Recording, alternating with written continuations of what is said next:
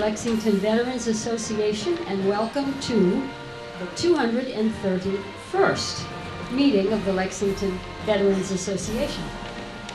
Very happy to have you all with us.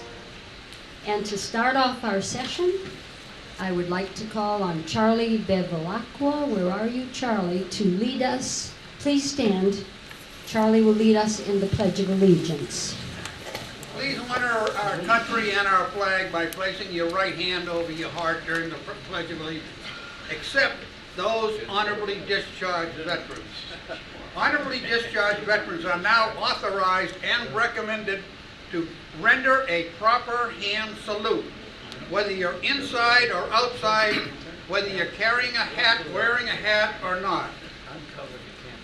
I pledge allegiance to the flag of the United States of America and to the republic for which it stands, one nation, under God, indivisible, with liberty and justice for all. Thank you. That also holds true if you're at a military funeral out at a cemetery and you're wondering what to do when the soldier at the cemetery, the raising of, say, during taps, or the firing squad, place your hand over your right heart. Honorary discharged veterans render a proper hand salute. Again, whether you're inside or outside, and whether you're covered or not. Any questions, see me afterwards. Thank you. Thank you. Thank you. Appreciate that, Charlie.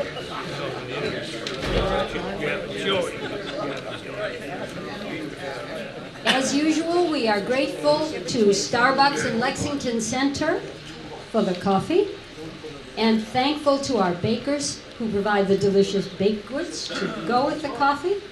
And we are thankful to our donors for your cash contributions to help us offset our operating expenses. In case you are not on our email list, or you haven't been getting notices, or you're new to the group, we have an email sign-up sheet on the table by the wall. Please just give us your name, your email address. You will be on our mailing list. You'll get all our notices of future meetings. We have a special guest with us today. For those of you who have not met her yet, I'd like to just introduce our Veteran Services Officer for Lexington and Bedford, Gina Rader. Hi, welcome.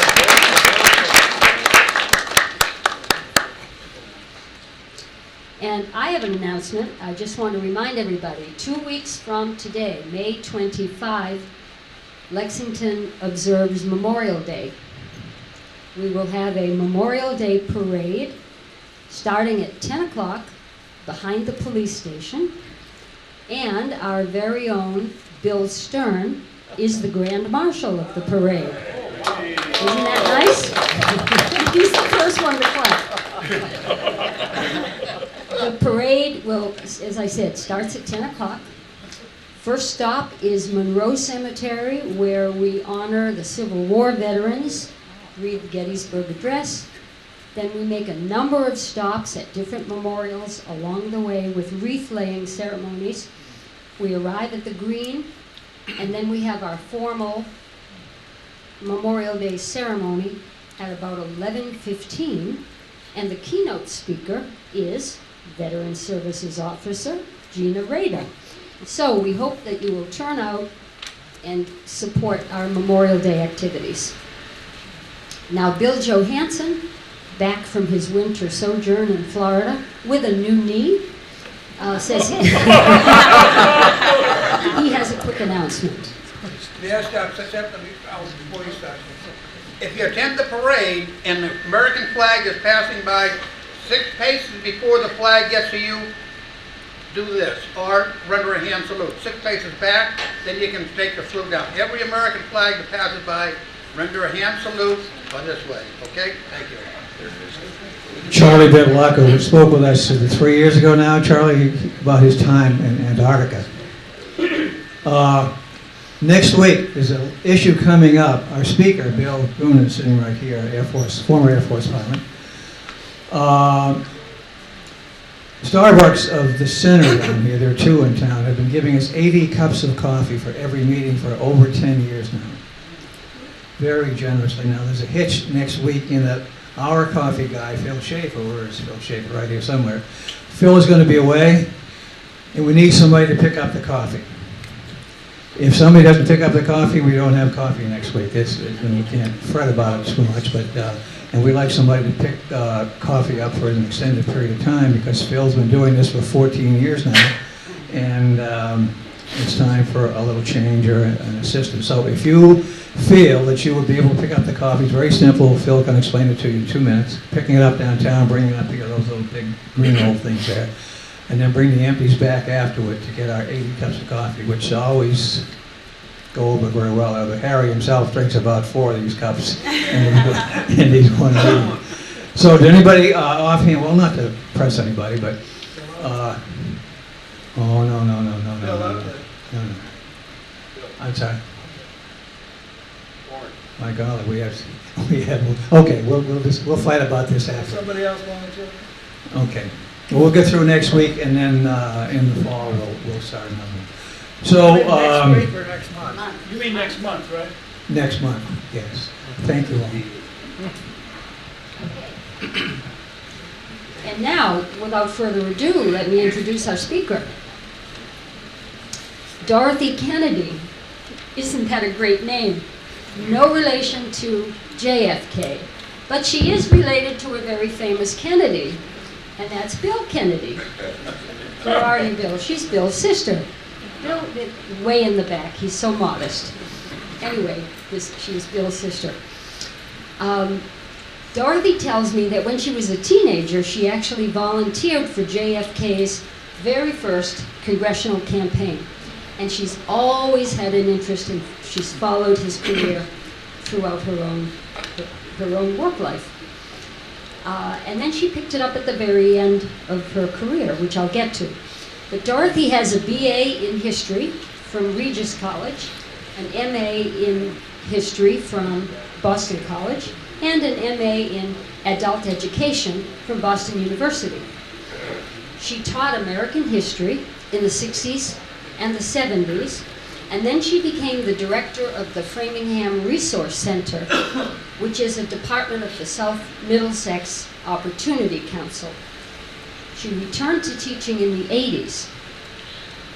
And then when she retired, she decided this was a good time to pick up her interest in all things JFK, and she became a docent at the JFK Museum in Dorchester. And she gives not only tours, but she gives gallery talks. And one of her specialties is to give a talk on the PT-109, and it's extremely popular. Now, as you will hear, as a very young naval officer, JFK was commanding a torpedo boat. The intent was to interrupt Japanese shipping, delivery of supplies, but things didn't turn out that way. Things really went quite badly. I'm going to let Dorothy tell you the story, but it ended up with a shipwreck and marooned sailors and deaths and terrible injuries and valiant life-saving efforts and swimming and towing miles and miles through the ocean, surviving for many days on an island. And what Dorothy will focus on a great deal is how this entire experience influenced JFK as both a man and a leader, and how 20 years later, this experience really helped to convince the American public that he was qualified to lead us as President of the United States. So, let's welcome Dorothy Kennedy.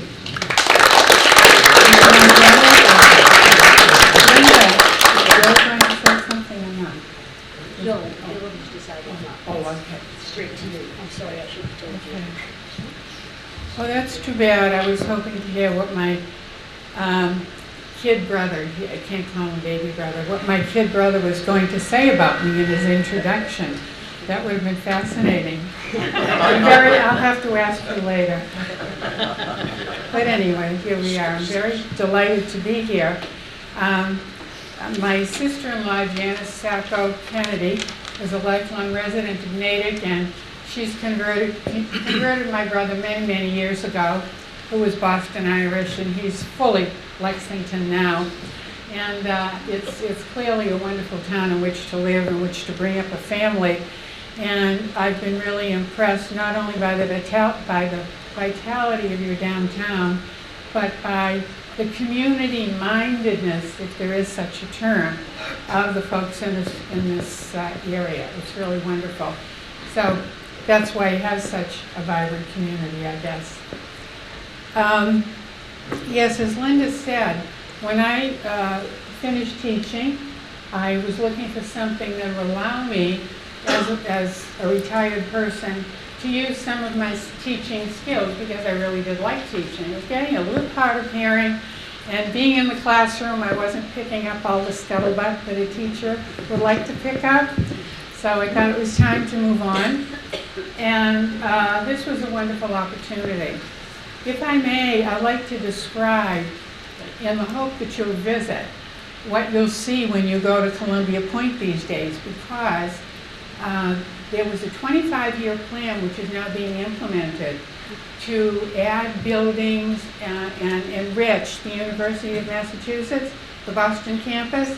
And there are two gorgeous new buildings there. To me, it's wonderful to see a school in what's essentially the inner city, a university, serving young people, young students there. So it's really terrific, and there's a beautiful walkway, so it's worth a day's visit.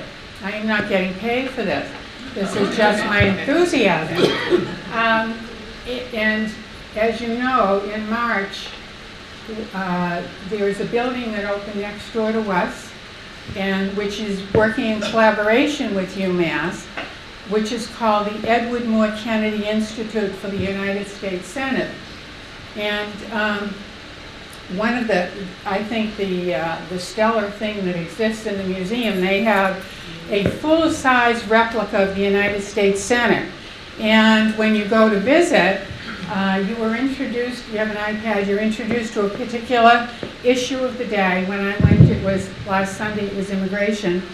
And you had the opportunity to listen, to find out what was in the legislation from the podium, hear pro and con from two senators, and then you had the opportunity to get up and speak. And so it was a lot of fun. And then you voted on your iPad, and they had a board behind the podium which showed how the vote went. It was pretty lopsided. Those who were in favor of the present bill before the Congress, 72% in favor. Then they put up what opinion polls are saying today about the attitude toward this particular piece of legislation. It was more 50-50. But I just say that as, you know, it's a very interesting place to visit. You can walk out the front door and just in a few steps, you're at the JFK Memorial Library and Museum. And they're using the word refreshed. It was closed for a few months in the winter, and they have refurbished the technology, updated the technology, and some of the exhibits have been renovated as well. So even though you've been there, as I'm sure many of you have, it's worth going to see it again. Okay. When I got involved, I was very impressed as a teacher who'd been to many professional development workshops by the quality of the training I got as a docent. And I learned a lot more about Kennedy and his presidency in the 1960s than I had known before. One of the things that struck me in reflecting on John F. Kennedy was the fact that, as you know, he didn't have great health. Even as a young kid, his brother Bobby would later say of him, if a mosquito bit Jack Kennedy, the mosquito would die. And he went through bouts of colitis. He was so sick at one time that he was sent away to a convalescent place where the air was good for him for a few months. And that was just as a kid. And later on, of course, he wanted to play. He was only 150 pounds when he was in college, but he wanted to play football. He was very competitive, as was his brother Joe. And he decided to, he ended up on third string Harvard varsity football. And it was at that time that he first injured his back. He was also, and he was an excellent swimmer, a proficient swimmer for Harvard. When he was in the Senate, he had back trouble again, severe back trouble. He had a surgery that was not successful. And it was during this time that he had several months of just lying in bed. And with the help of his wife, Jacqueline, and other friends, he decided to write a book about 8 United States senators who took an unpopular position, even though it was going to cost them popularity and possibly even in some cases their Senate seat. So for many years he had to have been reflecting on the notion of courage. What is courage? What is physical courage? What is moral courage? And later, of course, what is political courage? And I think this incident that I'm going to talk about today was certainly a very, very important milestone in his life. I say incident. It was an incident in the annals of war, but in his personal life, it had a tremendous impact upon him. When he was 25, a rather immature 25-year-old, he decided that he was going to enlist in the United States Navy. This was before Pearl Harbor. And his brother Joe, his older brother Joe, had enlisted as well. And however, the first time he enlisted in the Army, I understand, he was rejected because of his back. So he decided that what he was going to do was take time to buff up, do fitness, and see if he couldn't get in shape. As a matter of fact, he did. And so the second time that he enlisted, he was accepted into the Navy. His brother Joe, his sister Kathleen also, the 3 eldest siblings, she, when her dad was ambassador to Great Britain, she got involved in the Red Cross, so she volunteered her service also. And he had been brought up, even though I'm a sign of a privileged family, I have an obligation to serve the public. Yeah, that was instilled into them from an early age. Now, what he wanted to do in the Navy was be on the crew of a patrol torpedo boat. I have to apologize because I don't have good-sized pictures to show you, but what I'm going to do is talk about them, put them on the table over here, and afterward you can peruse them at your leisure. But why did he want to get on a patrol torpedo boat? Because they were cool. Oh, they were cool. They could go 50 nautical miles an hour. They were called the motorcycles of the Navy, and that's what he wanted to do. But when he was, what happened to him, however, was that he, excuse me, I got distracted because my brother got,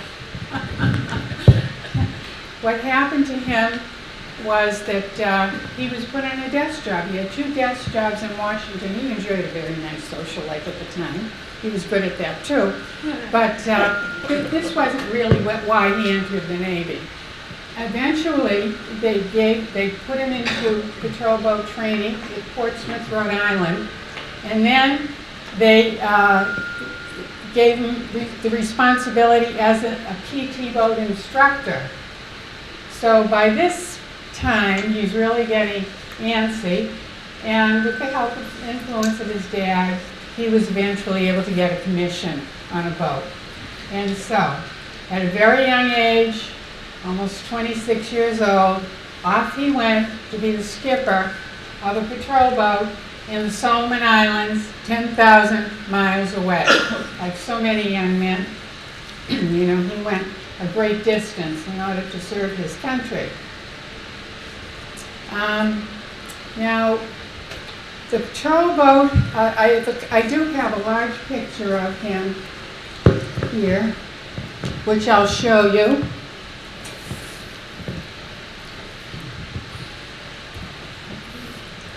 In his fatigues, rather skinny fellow, which he always will be, really.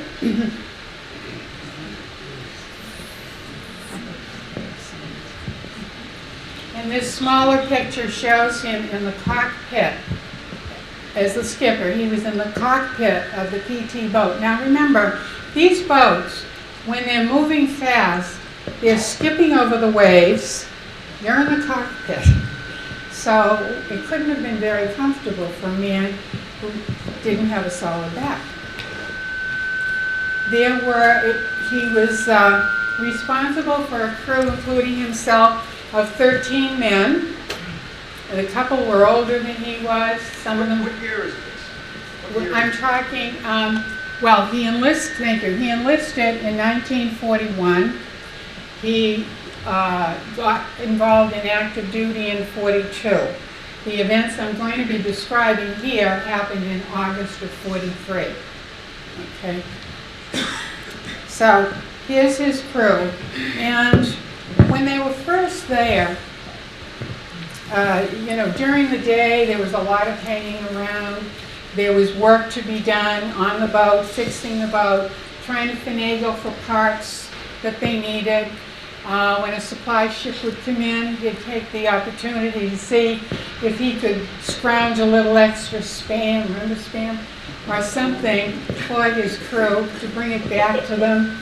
And that's kind of in part the way the day went. I had asked Tom to read a letter, but Tom's busy, so that's all right. I wonder if someone would be really willing to read part of a letter that he wrote home. Bill Kennedy, would you be willing to read this letter? Sure. Just this part, this underline. Back has stood up fine. The rest of me is okay also. On reading back over the letter, I may have caused you some worry. Don't. Am in an excellent spot. In the best duty I could possibly be in the Navy. And we have the boat going very fast. We can always get away. Love to all, Jack. You want me to read the other one? No, that's fine. Thank you. Just to give you an idea. Oh, I did, yeah. How about those Victrola needles and that small camera and film? You can put the needles in an airmail letter. He was a real fan of Frank Sinatra, as you may know, and that's part of the way, plus playing cribbage, that he spent his time along with the other crewmen during the day. Now, what is the mission of the patrol torpedo boat? Unfortunately, I don't have a comparison to show you, but a patrol torpedo boat is only 80 foot long. What I have here, however, which I'm going to leave on the table, is a diagram of his patrol boat, and it will show you where all of the men were positioned on the boat the night in which the crash occurred. Thank you. Their mission was to harass Japanese shipping. If you look over at the map here, what I have here is a map of very few of the Solomon Islands. And the Japanese, who had a base at Rabaul, actually Rabaul on New Britain is going to become very, very important in the course of the Japanese Southwest Pacific Offensive, because they do very well for about the first 150 days of the war. After that, the Allies begin to move forward, and the Japanese don't do well offensively, although they fight very hard from then on.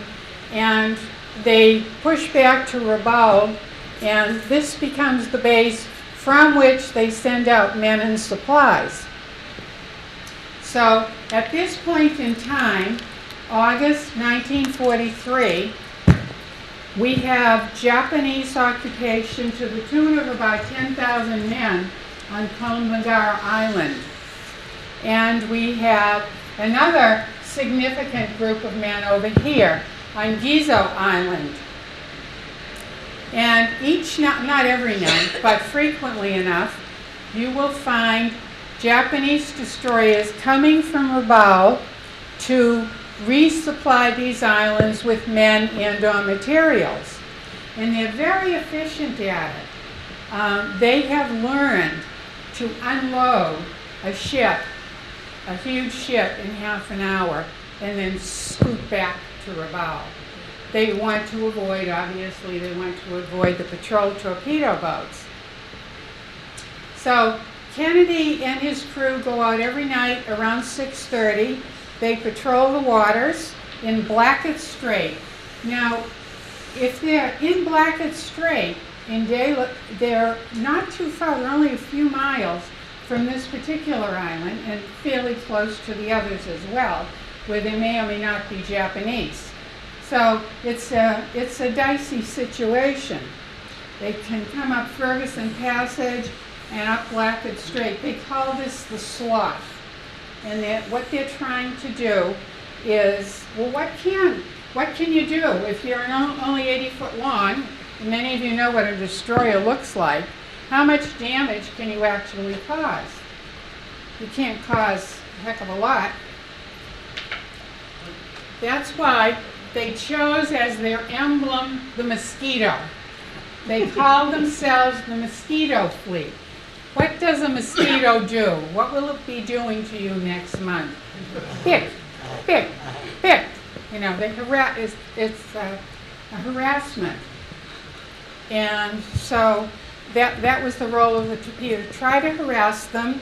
If you can hit them, fine. Just get them out of the way. Make them flee. Hopefully so that they won't be able to land and drop materials. But at any rate, make their job very difficult for them. So on this particular night, the squadron commander gets word that there are 4 Japanese destroyers in the area. 3 of them are expected to be carrying supplies, and the 4th one is an escort. And what they're doing, they're coming south from Rabaul, and so the squadron commander sends out 15 patrol torpedo boats, and he sends them like in 3s and 4s. And they're covering, you know, a significant amount of territory. The only boat that has radar is the lead boat.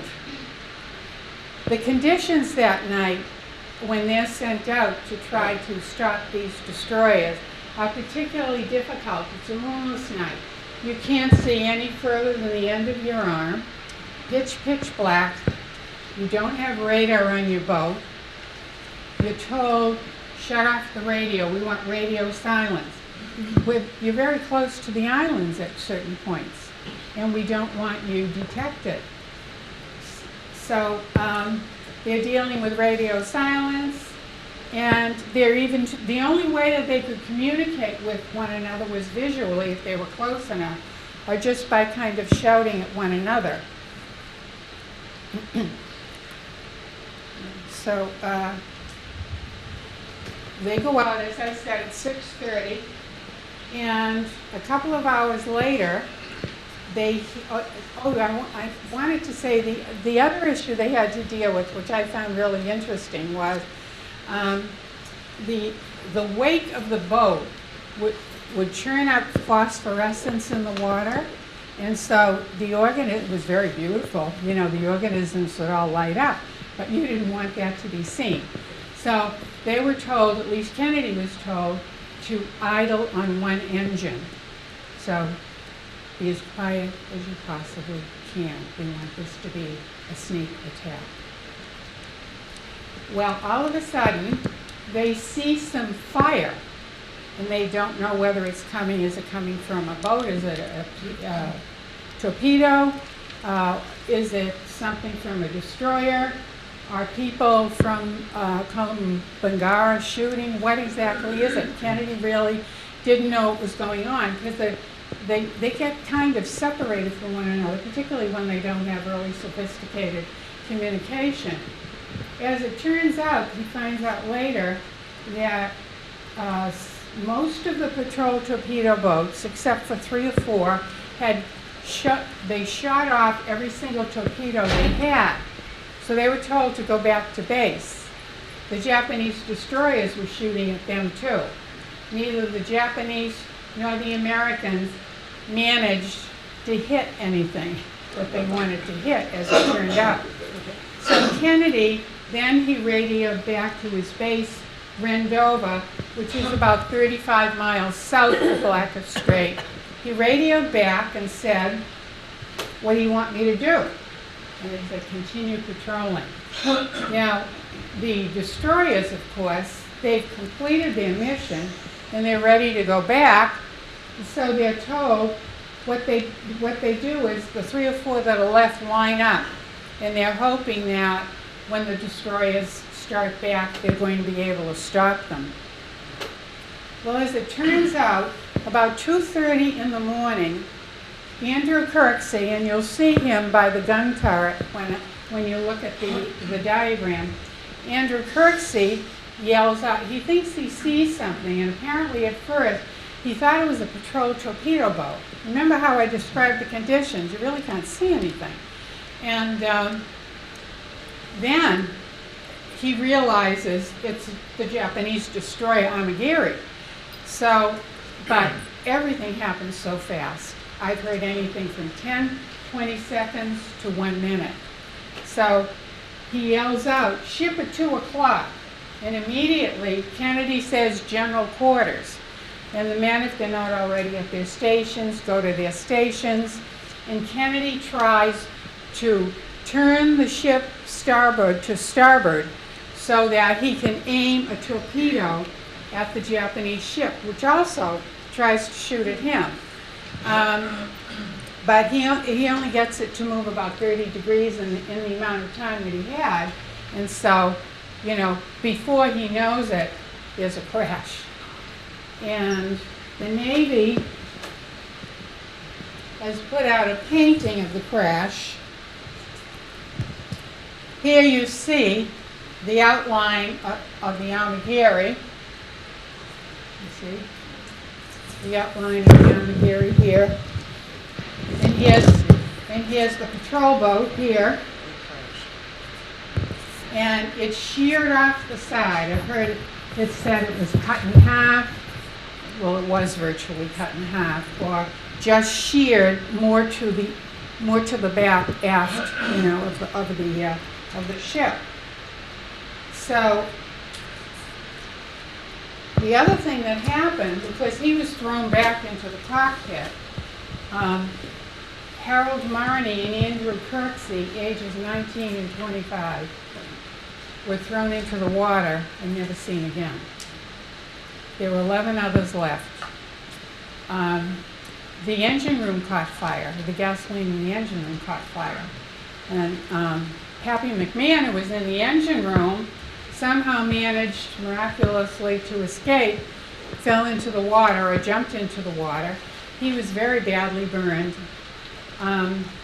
The other men either fell into the water or Kennedy told them to get into the water because the ship was on fire. Well, as the Amagiri left, what happened was the current, the weight from the Amagiri and the current combined to get the flames and the gasoline away from the boat, which is gradually turning over. It's split in two. So Kennedy decides, well, what we need to do is get everybody back on the hull of the boat. So they spend about 3 hours. There were 2 men that he had to help. One of them was kind of giving him a hard time. His name was Charles Harris. He was exhausted. He was injured. Kennedy said, "For a guy from Boston, you know, you got to do better." And so he berated or cajoled him and got him back on the boat. And he also got Pappy McMahon, who had been in the engine room and who was really badly burned. He got him back on the boat too. And so, as I said, it took them about 3 hours, and at this point, they were completely exhausted, and they just kind of fell over and fell asleep. Now, in the daytime, there were going to be Japanese seaplanes flying overhead. In the daytime, you can be seen, possibly, from some of these islands. In the daytime, there may be small Japanese vessels going back and forth on errands from one island to another. So it's a very dicey situation. And no one has come looking for them. If you remind me, I can tell you what happened in that score. No one's come looking for them. So, first of all, the other vessels that were with them, they assumed when they saw the explosion that they were gone, and they took off. One of them, Brantingham, said later, you know, we shouldn't have done that. So Kennedy decides the best thing to do, we can't lie here, we're sitting ducks. And in addition to that, the boat is drifting southward. So, and it's starting to sink. What's left of it is starting to sink. So he says, okay, what we're going to do is we're going to swim to this little island here, and we're going to hope that there aren't any Japanese soldiers on it.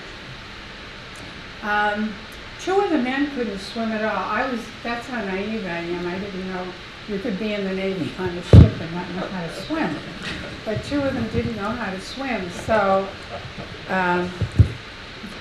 the other 7, I believe it was, they took a board that they had put on the bow for the gun turret, because they had to do it themselves. They were able to loosen the board, and they all held on to that, and the guys who could swim. Kennedy turned to Pappy McMahon, who said to him, forget about me, you know, I'm so badly burned, there's nothing I can do, just leave me. And Kennedy said, I'm not going to do that. So he had a jackknife, and he took one of the straps from the life belt of McMahon, and he cut it, and he jammed the belt between his teeth, Kennedy did, and he swam with him. Now, you know, he's an expert swimmer. It was a 3.5-mile swim. So it was tough, but it was something he could do. But when he was so tired when he got to the island that Pappy McMahon kind of had to help him up, and he just flopped, you know. And the others managed to get to Plum Pudding Island. Now, I don't imagine they had visions of sugar plums dancing in their heads, but they certainly were hoping they were going to find some water to drink. They didn't have water. They didn't have food. They didn't have medicine. They ended up calling this Bird Island because when they got there, they found very few coconuts, and they found that there was a lot of guano bird droppings on the trees, so, you know, they couldn't even suck the water off the trees. So the next night, Kennedy decided, you know, nobody's coming for us, we've got to do something. So he decided that he was going to swim back out into Blackett Strait, and can you see? He's going to swim from Plum Pudding through Ferguson Passage, and he could kind of touch base with some of the islands as he went. He'd swim out here in the hope that the nightly squadron would be coming through, and he'd be able to connect with them. Now you're thinking, oh yeah, it's a black night. How's he? You know, he's a little dot in the water. He was carrying, we have it in the museum, I couldn't bring it, I would have loved to, an old, heavy Navy lantern, you know, with a big light on it. And that's what he brought that with him so that he could signal when he had to. He ended up being pulled by the current, and so he finally ended up going back.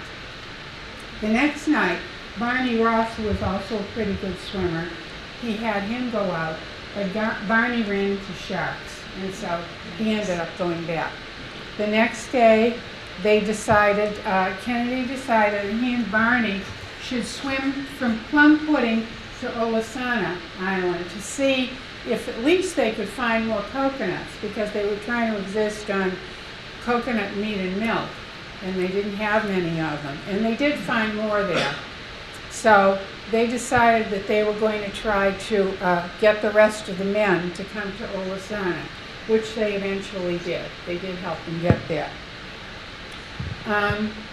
Now, one of the parts of this story that I really like a lot is the fact that the natives who lived in the Solomon Islands were working closely with the Australians who were working with us.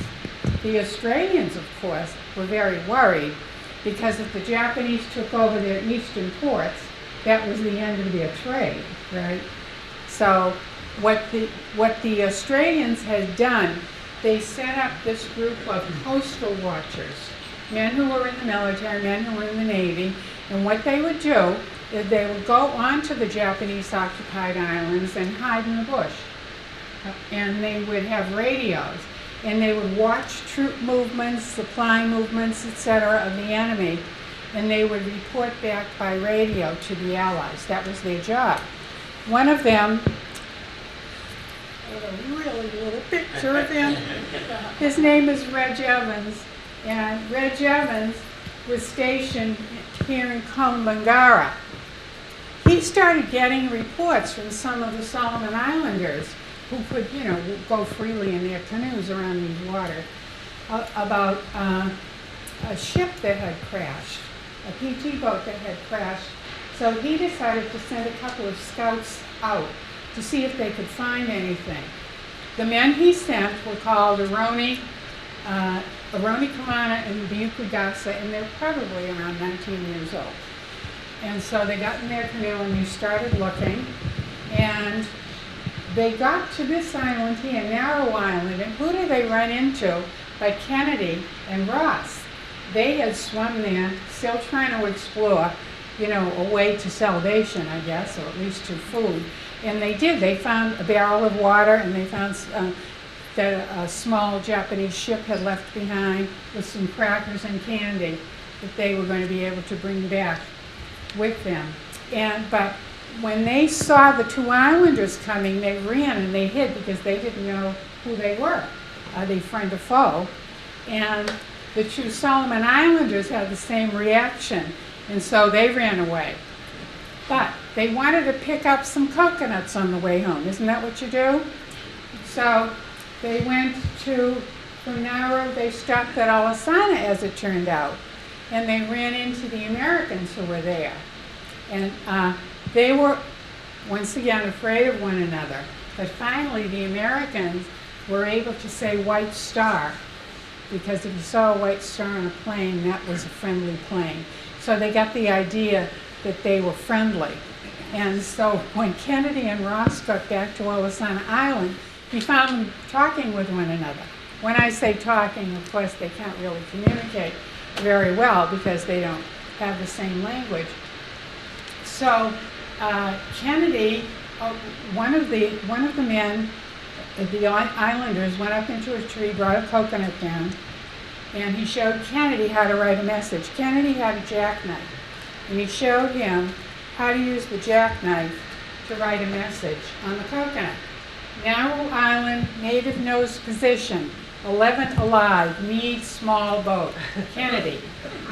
So, very succinct when you write on coconuts. And today, we have this coconut at the museum. Actually, right now, it's not in Japan. It's in Japan for a few months. Who's our ambassador to Japan? Caroline Kennedy, yeah. And so I suspect she's the one who took our coconut. And because it's really fun to show it to people. We happen to have the coconut here. And Kennedy kept it on his desk all the time he was in political office. So it's strange looking because it's laminated to save it, So they took the coconut to Reg, the two islanders. And they went from Olasana over to Colin Magara.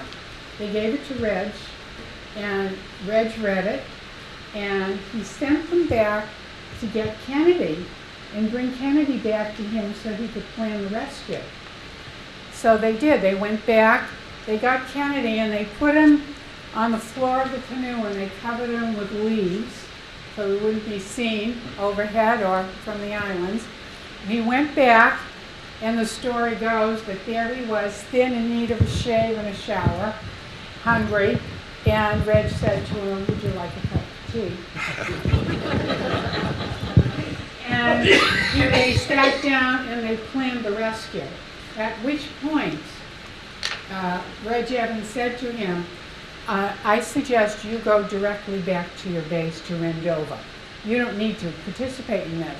But he felt, I'm the skipper, and I know where they are, and you know, I have a really good sense of the area, so I'm going back to be with my men. And he did. And that's how they were saved on day 8.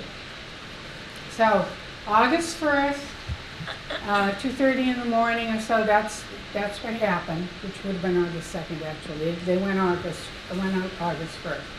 So, and then for 6 days they tried to find help, and finally on the 8th day they were rescued. There are some really nice postscripts to that story. I mentioned Reg Evans. In 1961, Reg Evans went to the White House and met Kennedy.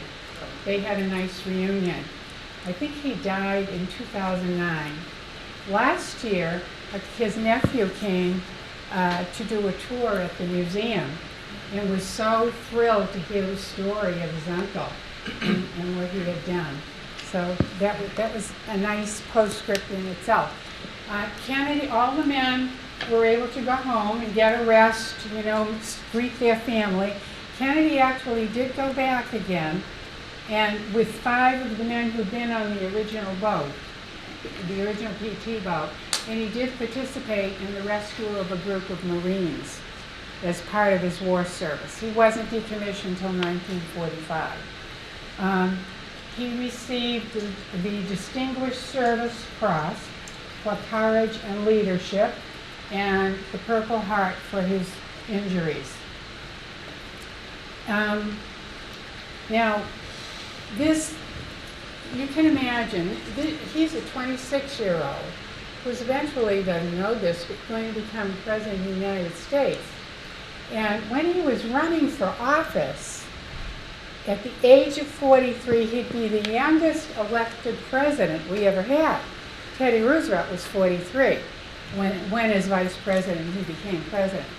But Kennedy was elected to that office. And of course, when he ran for office, people are looking at him quizzically. I don't know. He's young, isn't he?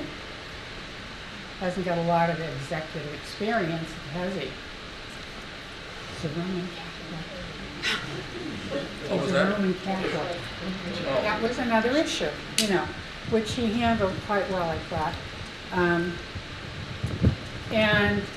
So his campaign team strategized, how are we going to tell the American people this is a man who can be a leader. This is a man who is a leader rather. This is a man who's proven he can handle a crisis. We're going to show him his war record in spades. John Hersey, the writer, wrote the story of the PT-109, published in the New Yorker. It was also published in Reader's Digest. So his team had thousands of copies of that passed out.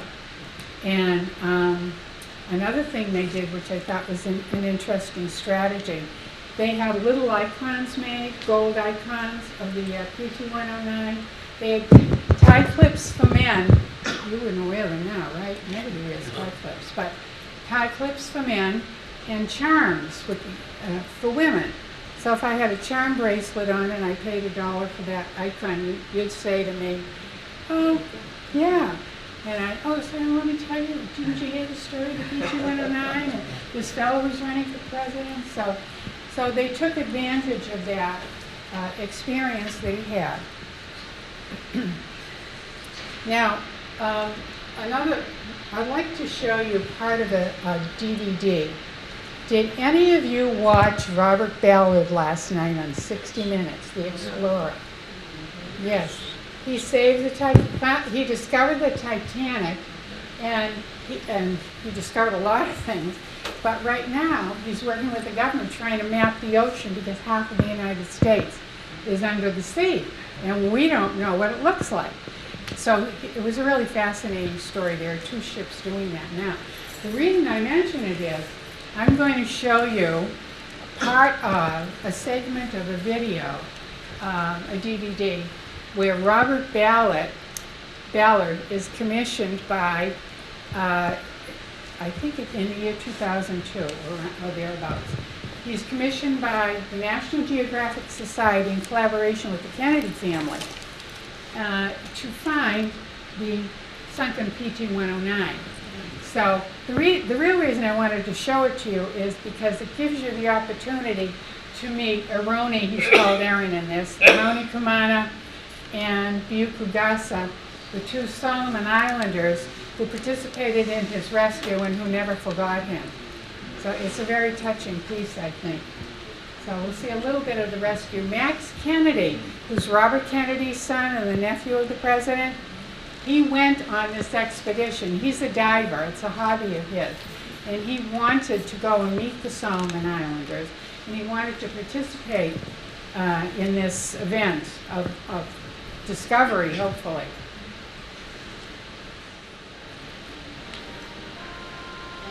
Support of the National Geographic Society. With your help, we are able to further our non-profit mission to increase global understanding through education, exploration, research, and conservation. National Geographic, helping you to explore the world and all that's in it.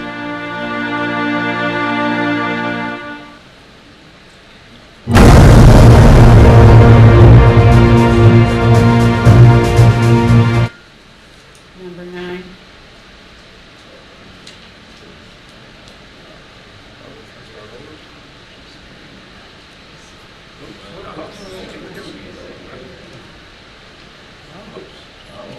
Can't skip Are that. you kidding me?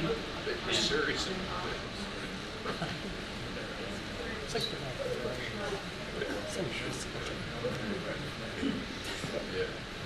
The best laid plans, right? It's worked fine at home. Are you sure this is legitimate? What? You sure this is Oh, legitimate? absolutely. I got all the proper.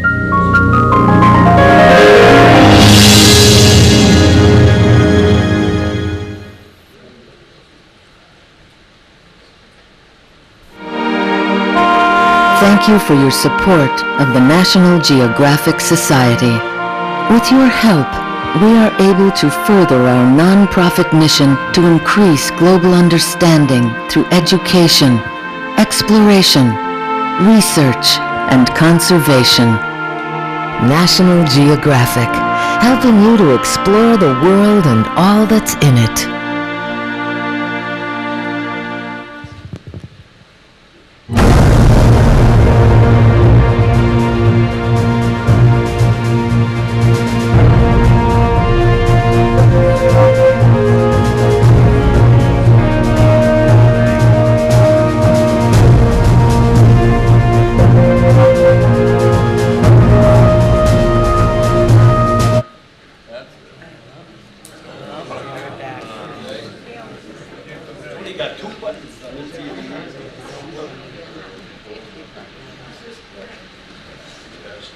It's very hard to use this machine.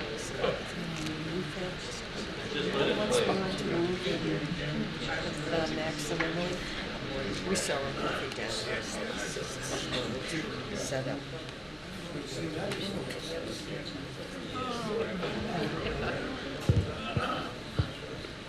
We tried to skip it over. That's it. It's all slammed.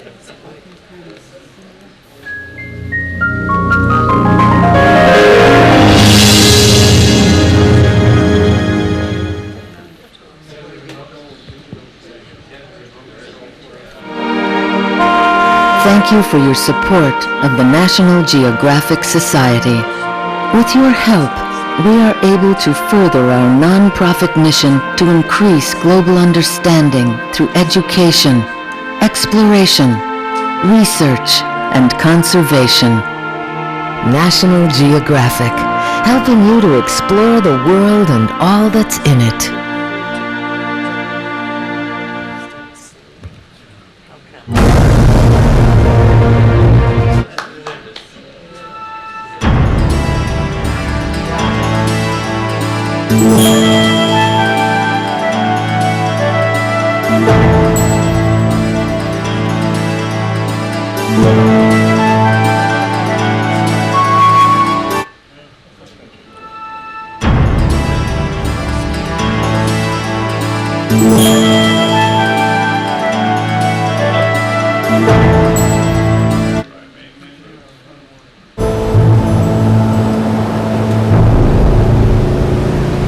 August 5th. After 3 days of waiting, the shipwrecked crew is desperate.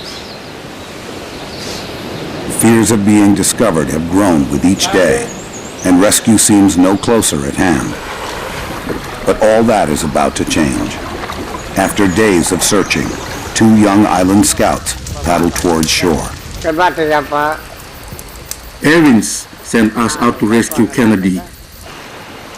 One day, while Buke and I were checking out some wreckage, we came across 2 men. At first, we thought they were Japanese, and we ran away. It wasn't until we met up with the rest of the crew that we learned it was Captain Kennedy. As the men wait in the brush on Olasana Island, 2 natives appear. It takes a few moments, but finally they realize their good fortune. Their salvation has finally come. When we got to the island, Kennedy was worried. He wanted to send a message to Rendover, but he had no paper. So I told Aaron to climb a coconut tree.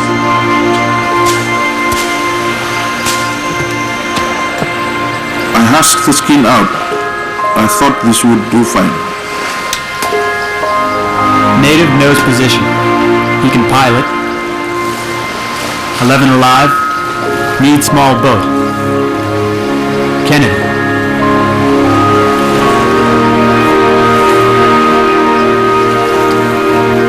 But how would we look after it while at sea? So I said I'll use it as a bait. And if I was met by the enemy, I'll stretch out the message and wait for my death. It's my orders. Ensign Lenny Tom also pens a message on a small scrap of paper.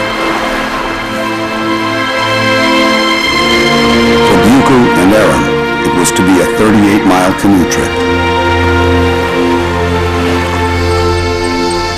Ken, this is GSE. Do you copy over? Sending transmission now. 9:20 a.m. GSE, message Echo, to Ken. Delta, Whiskey, 11 Charlie, survivors, Mike, PT boat on November, Gross Island, stop. Have sent food and letter advising seamen to come here without Commander PT Base received a message just after yours from survivors by natives. Stop. They gave their position and news that someone down. Upon hearing of the survivors, Evans dispatches more of his scouts.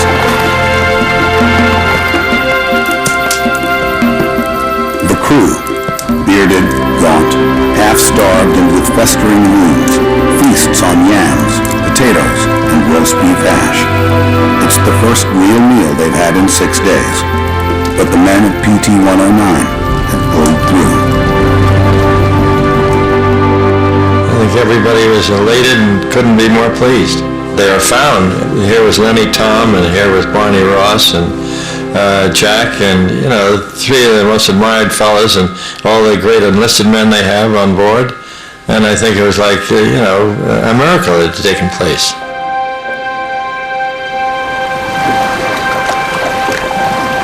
With the meal completed, Kennedy sets off to summon the rescue boats. When Kennedy writes home, it's clear he hasn't lost much of his old spark. Dear folks, this is just a short note to tell you I am alive, and not kicking, in spite of any reports that you may happen to hear. was believed otherwise for a few days, so reports or rumors may have gotten back to you. Fortunately, they misjudged the durability of the Kennedy. And I'm back at the base now, and I'm okay. As soon as possible, I shall try to give you the whole story. Much love to you all. Jack.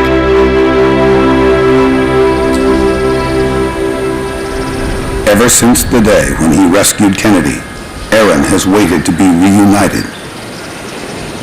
And finally, that day has come.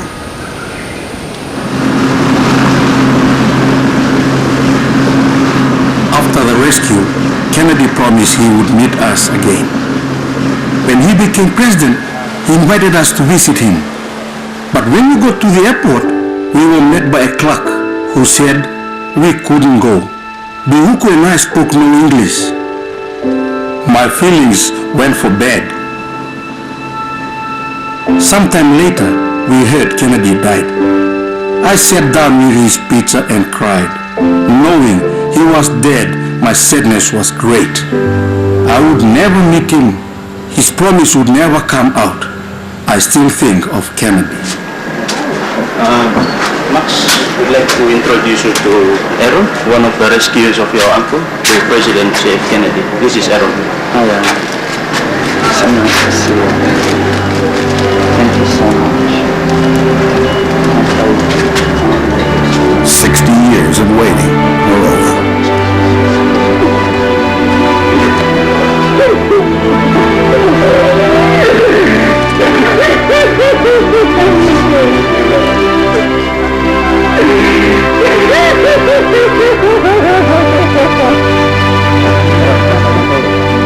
Good day today.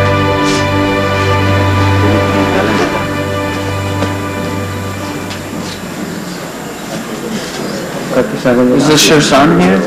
Raymond Albert. Raymond Albert. And your name?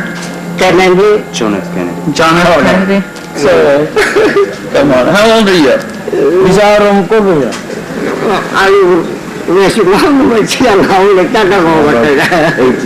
About 80?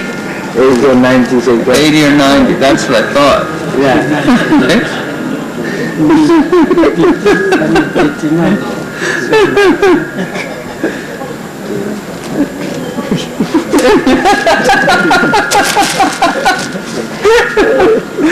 Okay, let's go.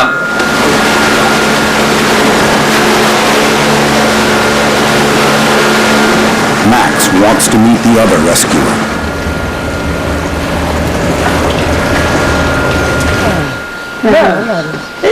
The two old scouts haven't seen each other for years.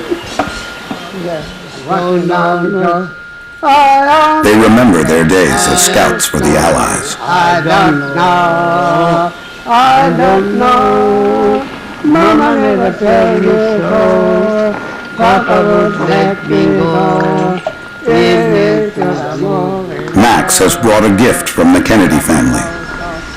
This is a bust of Captain Kennedy. Captain Kennedy. I give it to you on behalf of my whole family. We have one for each of you. He has also brought a letter from Jack's last surviving brother, Edward. President Kennedy often spoke of the great courage of those who came to his aid, and he never forgot you. Not a day goes by that I don't think of him and miss him. And it means a great deal to know that my brother is still remembered with affection in the Solomon Islands. With my warmest wishes, Ted Kennedy.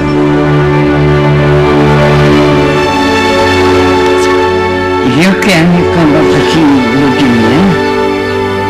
I can't wait to come back. I want to bring my children back to meet you. Very glad.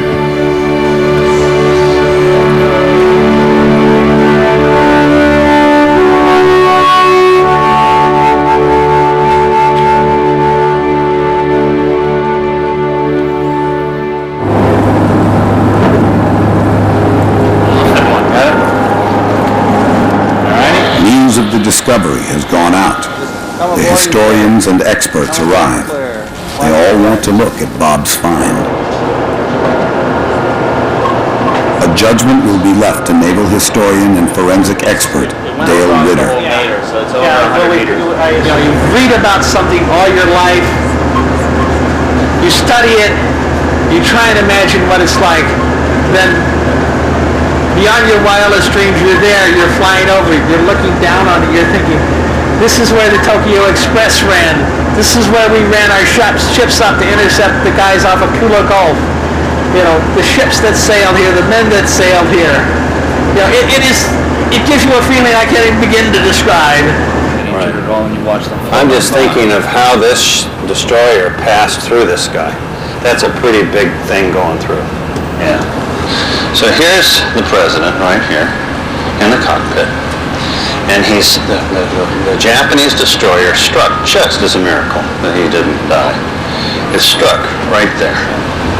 One school of thought has it cutting right across here, okay, and severing the ship into two pieces. Another school of thought, they think that if anything they sliced off part here, that most of the boat didn't sink right off. And it's the slice theory that seems to be supported by the evidence. 60 years of speculation about what happened that night boil down to this. Steel against flimsy plywood and gasoline. Everything rides on the view of the experts.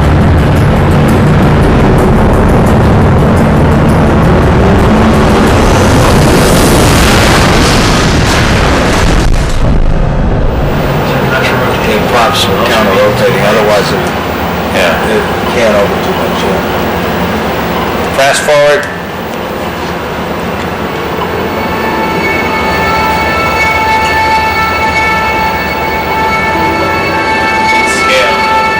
Okay? Yeah. See him?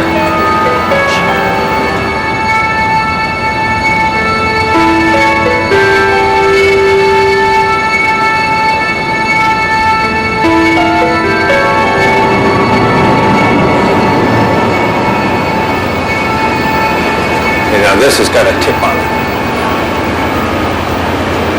Can you swing? Okay.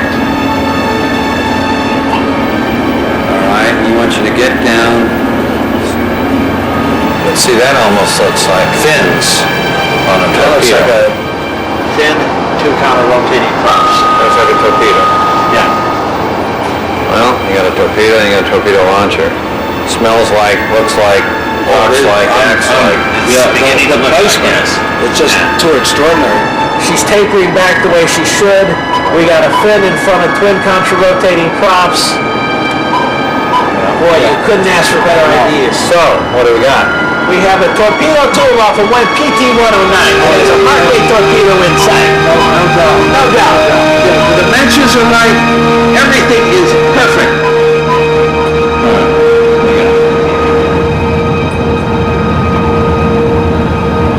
When you get involved in a project like this, you always hope you can add something to the story, and I think we've done that. Got closure on it.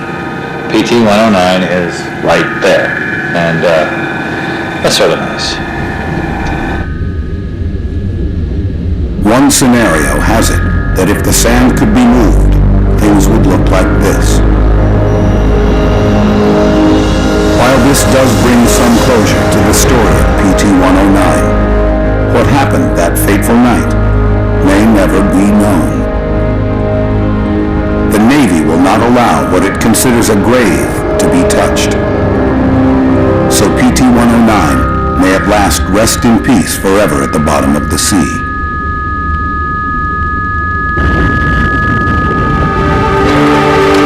The expedition over, the objectives achieved.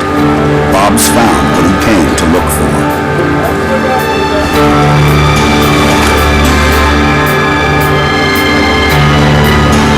As one boat is being put to rest, another is taking shape. Yuki's nephew and grandson are preparing a gift.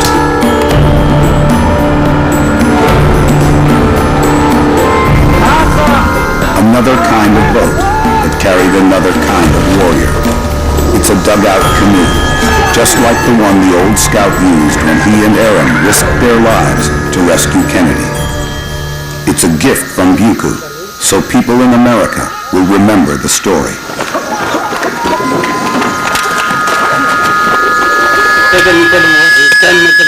I'm making this canoe so people in Washington can come look, so people will hear about the late President Kennedy, so people will remember the story of what happened here.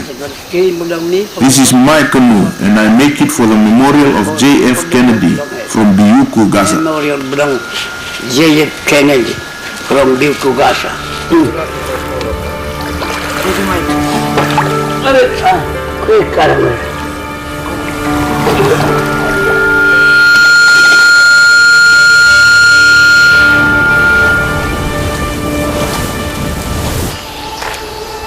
Aaron has his own way of remembering the story and his part in history.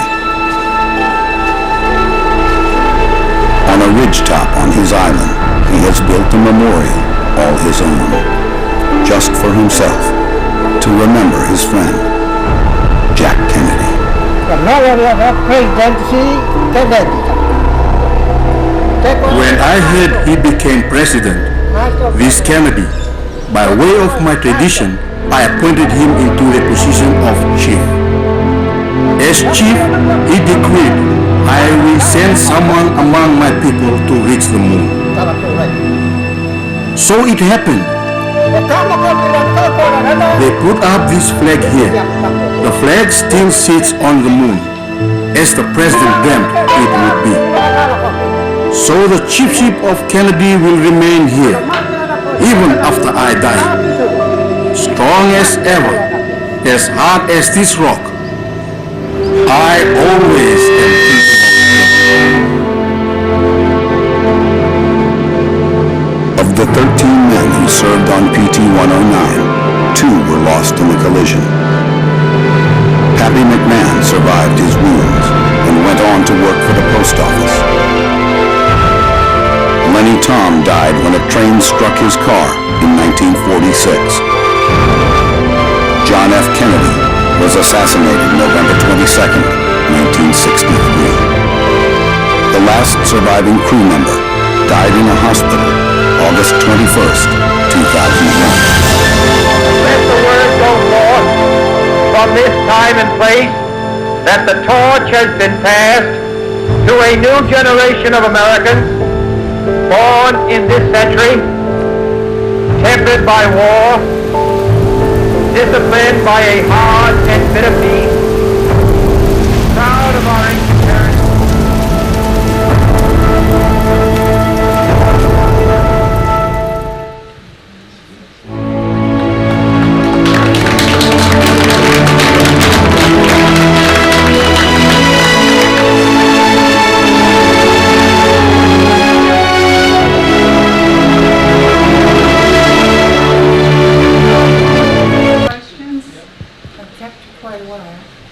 Dorothy, I thought he was awarded the Navy and Marine Corps Medal, and you said the Distinguished Service Cross.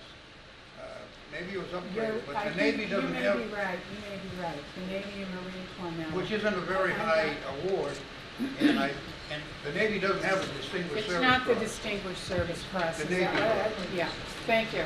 But I think it was the Navy and Marine Corps. You're right. And if he did half of what we think he did, he probably should have got the Navy Cross, because the Navy and Marine Corps medal is not that high. I think it was father had something to do, because of his father, the Navy didn't want to give him too high a medal. But I may be getting into politics. Comes from 30 years in the United States Navy. Know any of the details about how they were rescued? Was it a night operation? Did they use another speedboat, or got them off there? I don't. The question was, do I know a lot about the actual rescue operation? I don't. Yeah, but yes, to your question, they did use PT boats, probably at night. But yes. Is there one source that you recommend that we read about this? Robert Donovan. Robert Donovan has written perhaps the most complete source It's in paperback. You probably get it at the library. It's excellent. He's interviewed Japanese sailors and commanders who are on the Amagiri, as well as people who are on the PT-109. And he's used, of course, something that I have over here. A few days after the incident, the Navy sent 2 intelligence officers to interview many people who were involved in one way or another, tangentially or actually, and they published this report. So that report is also available at the library. So the man's name is Donovan? Robert Donovan, yes.